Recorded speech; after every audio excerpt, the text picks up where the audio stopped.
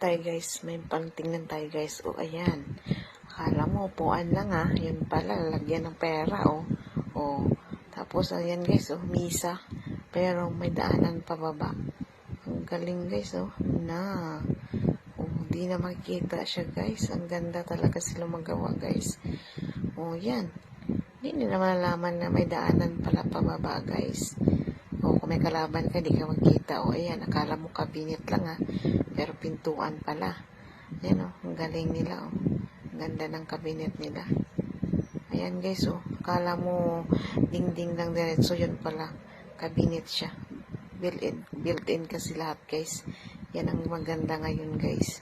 Parang hindi siya makita. Ayan, simple lang may upuan na si tatay di ba? Ayan, akala mo kabinet yan pala kama nila. Ayan. Ayan may padaanan pa pababa. Sikreto. Ayan guys. Akala mo ano lang, TV pala. Ayan ang ganda talaga sila magawa guys. Kaya dito yan sa atin sa Pinas. Ang galing. Ayan. Upuan na siya pero dala misa. Ayan. Akala mo ano lang, division, yun pala may ano pa sa loob. Tingnan mo yung misa nila, high-tech guys. Diba? Ang galing. Ayan, akala mo basurahan. Yung pala upuan, tsaka may salamin.